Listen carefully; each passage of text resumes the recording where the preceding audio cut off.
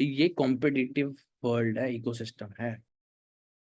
Everybody wants best and you have to deliver the best. I want everyone to get successful and get stable in the life, ताकि आपको आगे जाके रोहित पुरी की जरूरत ना पड़े। Everybody's lock should get break, you know. सबका दिमाग एक बार तो क्रैश होगा ही जब इंटरव्यू में जाओगे आप। So let your heart, let your brain, आप ये समझ के मत जाओ कि आपको डिसअपॉइंटमेंट नहीं मिलेगी, आपको रिजेक्शन नहीं मिलेगी। 101% मिलेगी, मैं आपको मुंह पे कह रहा हूँ। बट जिसने उसको मनोबल बना लिया वो बढ़िया हो गया, और जिसने उसको कमजोरी बना ली वो रह जाएगा। क्योंकि अल्टीमेटली मकसद हमारा इस चीज से, इस माध्यम से जुड़ने का यही है कि हमें जॉब लेनी है।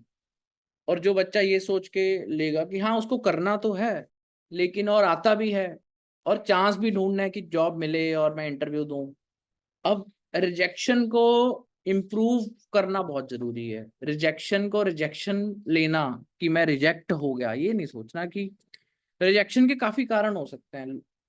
मतलब अगर आप ये सोचते हो ना, मेरे पास अब स्टूडेंट होते हैं तो कहते हैं रिजेक्ट हो गए। मैं कहा ठीक है रिजेक्ट हो गए तो क्या हो गया, तो मैं कहा रिजेक्शन के कारण नहीं वो ढूंढते।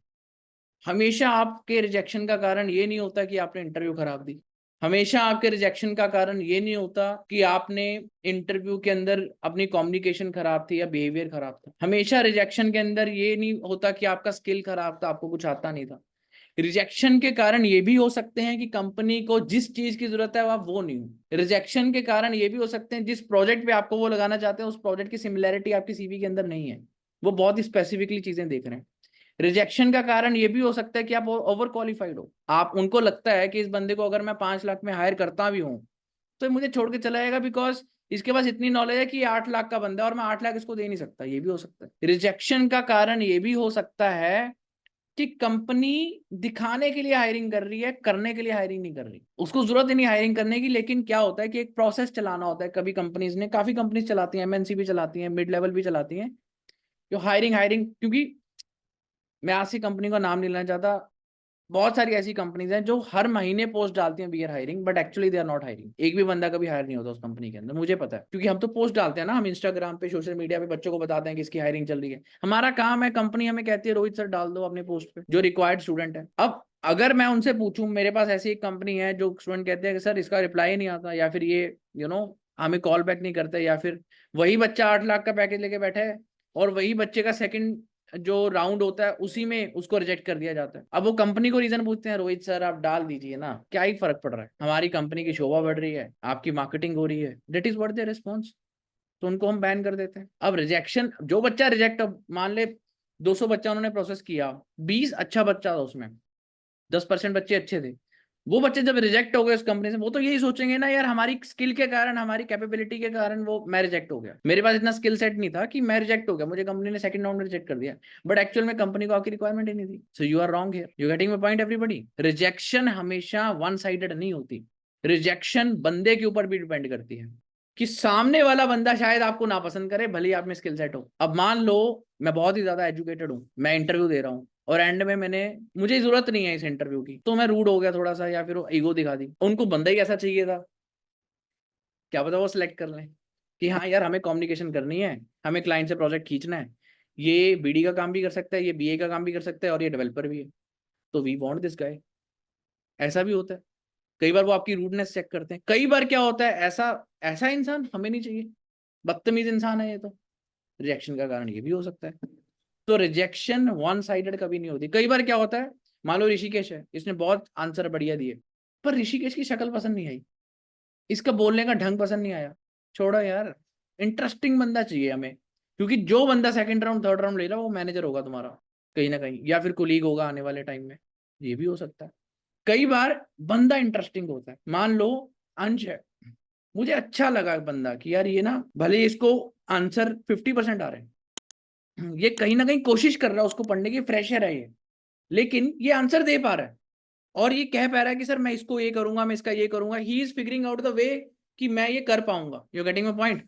मतलब वो मुझे रास्ता दिखा रहा है कि ये पढ़ के भी कर लेगा काम। वहीं दूसरा बंदा आंसर तो दे रहा है लेकिन कुछ सेटिस्फेक्शन नहीं मिल रही कि यार कहीं ना कहीं ये बिनावटी बंदा है, इसको बहुत ज्यादा ही आता है। ऐसा कैसे हो सकता है कि हर बंदे को हर क्वेश्चन आ रहा है? या तो ये चीटिंग कर रहा है मौके पे, या फिर इसने कहीं ना कहीं से रट्टा मारा है, क्रैम किए, रिजेक्शन का कारण। अब अंश जैसा जो 50% आंसर दे रहा है वो सिलेक्ट हो गया, जो 100% आंसर दे रहा है वो नॉन सिलेक्ट हो गया। कारण क्या था? मुझे अंश पसंद आ गया, बेसिकली आई वॉन्ट लाइक वो करेक्टर मुझे पसंद आ गया, ये भी हो सकता है। तो रिजेक्शन को वन साइडेड लेके डिप्रेशन में जाना, रिजेक्शन को वन साइडेड लेके अगला डिसीजन खराब करना, that is one of the bullshit thing. और 90% स्टूडेंट ये सोचते हैं कि अगर मैं 10 इंटरव्यूज के अंदर रिजेक्ट हो गया तो मैं रिजेक्ट हो गया लाइफ में।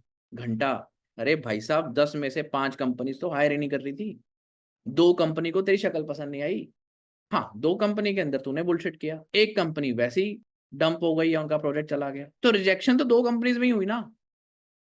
ये नहीं सोचते तुम। और तुम दोष किसको देते हो? खुद को, किस्मत को, फिर मुझे। है ये सारा ऐसे ही होता है।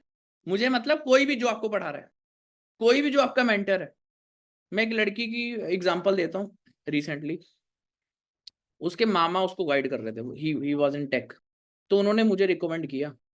तो शी हैवंट, वो ऑलरेडी 5 लाख के पैकेज पे बैठी है, शी वांट 7.8 और लाइक 8 lakhs का चाहिए उसको पैकेज। चलो बात हो रही थी, खत्म हो गई, प्लेसमेंट स्टार्ट हो गई, वो करने लग गई अप्लाई। उसके मामा उसको गाइड कर रहे हैं।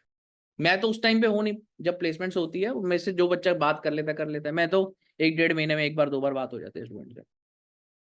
तो मैंने उसको कहा कि बेटा ऐसे नहीं, आपको ऐसे करना है, नेगोशिएशन ऐसे करनी है, गलत कर रहे हो सर, वो मेरे मामा ऐसे हैं, मेरे मामा वैसे हैं, मेरे उन्होंने ये कर दिया मेरे भाई। वो बंदा अपनी जॉब से आपको टाइम निकाल रहा है रोज, आपसे पूछ रहा है आपका इंटरव्यू कैसे हुआ, तो गलत कर लिया किसी इंसान ने। मैंने उसको कहा बड़े बदतमीज हो आप बेटा। अगर कोई इंसान पेन लेके आपको बता रहा है, आप सेटल होना चाहते हो अच्छी कंपनी के अंदर, आप छोटी कंपनी में काम कर रहे हो, उनको लग रहा है कि आपकी जॉब इनसिक्योर है, he is guiding you through out. वो बंदे ने उसको एडमिशन दिलवाने के लिए मेरे से बात करी कि सर ये है, मैं सीनियर सेल्सफोर्स डेवलपर है, वो किसी एमएनसी में, बहुत अच्छी एमएनसी में। मैंने कहा आप उनको ही गलत बोल रहे हो, भले वो गलत सलाह दे सही सलाह दे, वो टाइम निकाल के आपको सलाह दे रहा है, आप सुनना चाहते हो नहीं सुनना चाहते, that is totally on you, that don't bullshit with him, right. और आज जब उसका पैकेज 9.5 लाख का लग गया लड़की का, तब मैं भी अच्छा हो गया और मामा भी अच्छे हो गए। Don't do this things, mindset clear रखो, अच्छा रखो। मैं एक एग्जांपल देता हूँ सबको, रिंकू है एक लड़का, पिंटू सॉरी, पिंटू, अब वो नाम देखो कितना वियर्ड है। पिंटू है, वो बिहार का है, वो रिक्रूटमेंट करता था यूएस की।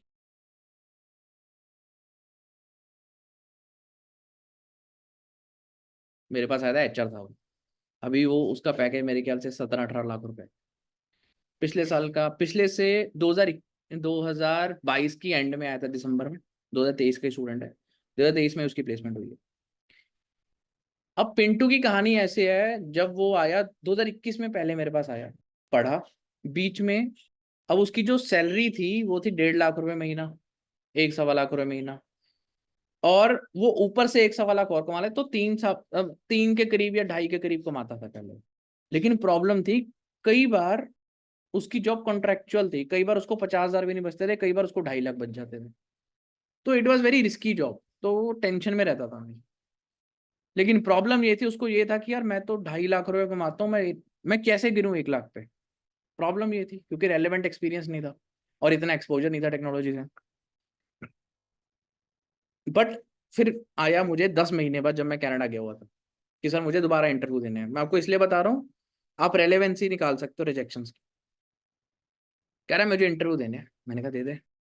कह रहा है मुझे सब कुछ आ गया, मैंने रिवाइज कर लिया, ये कर लिया, वो कर लिया, ये कर लिया, ये कर लिया, वो कर लिया। मैं उस टाइम पे अपनी क्लास से बाहर निकला था वहां पे कनाडा में। मैंने कहा ठीक है तू दे तो सही, 6 दिन बाद तूने कॉल ना किया तो मेरा नाम चेंज कर देना। आ गया 10 दिन बाद कॉल, सर कम से कम ना 7-8 इंटरव्यू के अंदर रिजेक्शन आ गया है हमारा। वो बिहार का है, क्या करें? कूद पड़ो अच्छी सी नदी देख के कूद जाओ सर ऐसे मत कीजिए सर, नोएडा शिफ्ट हुए हैं, पूरा पावरफुल लगा दिए, पूरा पावर लगा दिए हैं, पता है नहीं हो रहा है, क्या करें? मैंने उसको कहा कि रिजेक्शन से वो माल ढूंढ कि कहाँ रिजेक्ट हो रहा है। तो बंदे ने इंटरव्यू पे ले 1 महीने के अंदर, मैं बता रहा हूँ, 4-4 साल वाले मिले उसने भी, वो भी पहले।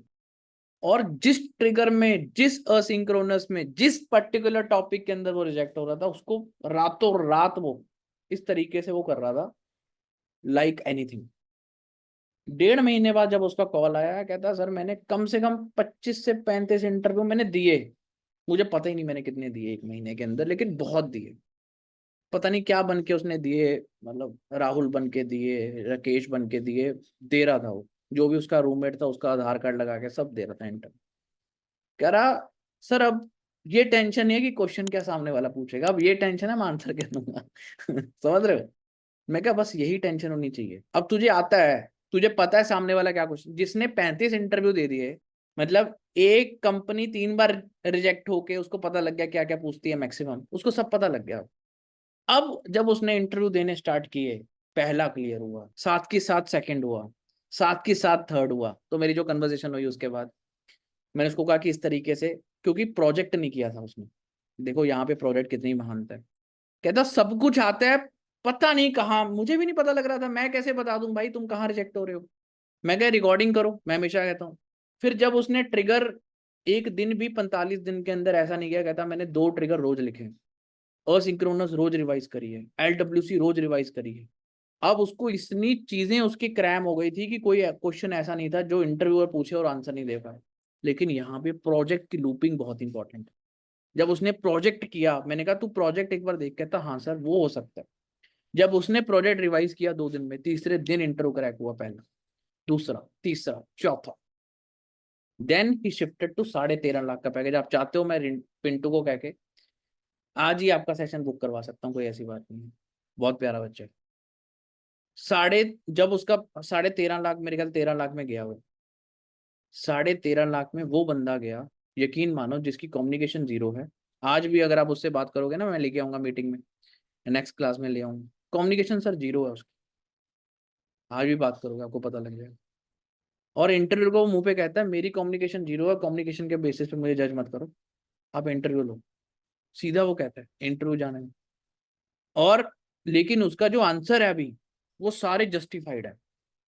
इंटरव्यू और आंसर पूछेगा, यहां से आंसर जाएगा ऐसे, क्योंकि cracking a interview is totally different from working in the industry. 90% industry में क्या हो रहा है आज के टाइम में, 60 दिन में सेल फोर्स करवाई जा रही है। डू यू थिंक जो आपने सिलेबस अब तक किया है 6 महीने में, can you do it in 60 days? मैं सिंपल सा क्वेश्चन आपसे पूछता हूँ, अगर मैं रोज 3 घंटे भी आपको पढ़ाऊं, do you think can you do this syllabus in 60 days? What you can do in 60 days, I tell you what you can crack the interview. मैं अगर आपको वही क्वेश्चन क्रैम करवाई जाऊं, you can crack the interview. Can you survive 60 days in your company after interview cracking?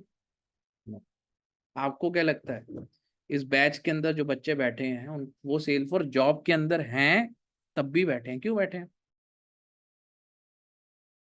You getting my point और not? इसीलिए बैठे हैं जो ऑलरेडी सेल फोर्स कर रहे हैं, क्योंकि उनको कुछ चीजें आती हैं, 90% चीजें आती नहीं है। लेकिन अब पिंटू की एग्जांपल मैंने इसलिए दी आपको कि रिजेक्टेड इंसान, ये वो इंसान है जो जो सबसे ज्यादा मैक्सिमम टाइम रिजेक्ट हुए, और ये वो इंसान है जिसने अपनी रिजेक्शन से डायमंड निकाला है। बट इसने एक बार भी अपनी कॉन्वर्सेशन, मतलब जो भी मेरी कन्वर्सेशन हुई है, 2 3 3 महीने हुई है, इस बंदे ने एक बार नहीं कहा सर मैं डिसअपॉइंट हो गया, सर मैं निराश हो गया, सर मेरा मनोबल खराब हो रहा है, सर मैं डिमोटिवेट फील कर रहा हूँ, जबकि इसकी जॉब भी चली गई, कॉन्ट्रेक्चुअल वर्क भी चला गया, शादीशुदा है, बच्चा भी है। कहता सर करना ही जब ये है, फिर डिमोटिवेशन का तो मतलब ही नहीं बनता ना, वो थॉट ही नहीं है माइंड के अंदर, जब लेनी ही जॉब है, खत्म बात। कहता कहीं ना कहीं तो सेल्स फोर्स में दाना पानी लिखा है, वहां जाऊंगा काम करूंगा, आज बैंगलोर में। The most rejected student in my ecosystem and the most successful student मैं कहूंगा उसको, चाहे उसका पैकेज जो भी चल रहा है, I don't give a shit about package, I give a shit about कि वो जर्नी है, वो बहुत इंपॉर्टेंट है। और यहाँ 4 रिजेक्शन आ जाते हैं, रोने बैठ जाते हैं मेरे सामने, अरे मेरा रिजेक्शन आ गया, मैं कह रहा हूँ जिंदगी झंड हो गई है, मेरा डीएक्टिवेट हो गया है, वे हो गया वो हो गया, पापा ये कह रहे हैं, मम्मी ये कह रहे हैं, रिश्तेदार ये कह रहे हैं, सारे सारे इकट्ठे होके मुझे कर रहे हैं, वो कर रहे हैं। आधा घंटा तुम्हारा कीर्तन सुनूं मैं, फिर तुम मेरी नहीं सुनते हैं? मैं दिखा दूंगा आपको। और फिर उसको जब समझाओ, सॉरी सर मेरा तो थॉट प्रोसेस ही कुछ और था सर। सही में बता रहा हूँ गाइस, ये कॉम्पिटिटिव वर्ल्ड है, इकोसिस्टम है। Everybody wants best and you have to deliver the best. मेरा ये काम है आपको समझाना, जो मेरे साथ बीता ना पास्ट में, मेरे पास स्टूडेंट का एक्सपीरियंस आता है, वो मैं आपके साथ शेयर करता हूँ। समझे एवरीबडी? ठीक है, I want every one to get successful and get stable in the life, ताकि आपको आगे जाके रोहितपुरी की जरूरत ना पड़े। टू बी ऑनेस्ट, मैं तो यही सोचता हूँ। और आप खुद ही इंटरव्यू क्रैक करो और खुद ही आगे बढ़ो, ठीक है, और लोगों को गाइड करो। इनफैक्ट अपने छोटे ब्रदर सिस्टर जो भी है उनको गाइड करो सही तरीके से, कैसे चलना है क्या चलना है, that is the right way.